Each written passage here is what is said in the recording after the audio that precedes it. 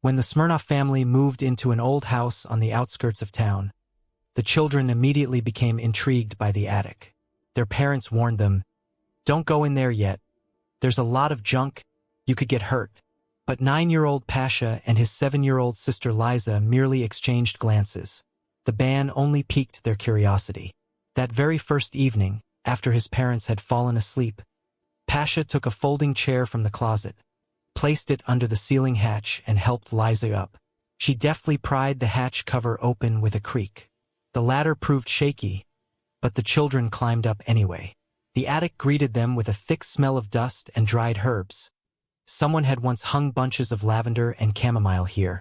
In the dim light of a flashlight, they could see old suitcases, a broken bicycle, dusty boxes, and a large grandfather clock in the corner.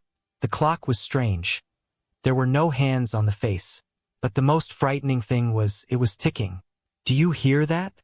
Lisa whispered. "They're ticking, even though there's nothing there." Pasha came closer. Tick-tock, tick-tock, measured and precise. He reached out to touch the glass, and at that moment the clock chimed loudly. Once. A floorboard creaked below. The children froze. Their parents were clearly asleep. The door to their room had been closed when they left. Tick-tock, tick-tock. The clock chimed twice.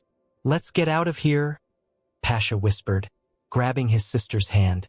They rushed to the hatch, but the ladder was gone. It simply wasn't there, only bare brackets in the wall out of reach. Tick-tock, tick-tock. 3 knocks. A shadow appeared from behind the old chest of drawers. Tall, hunched over, with long arms. It didn't walk. It glided across the floor, as if pulled by invisible threads. Lisa clapped her hand over her mouth to stifle a scream. Pasha grabbed the first board he could find and swung. "Go away!" he shouted. The shadow froze. Then it slowly raised its head, no face, only a dark hollow, and whispered in a voice like the rustling of dry leaves. "You've wound the clock. Now it will wind you."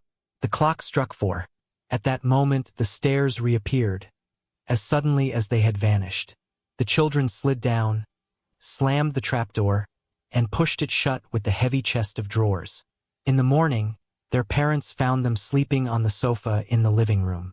"Did you go up to the attic?" their mother asked sternly. Pasha and Lisa exchanged glances and answered in unison, "No."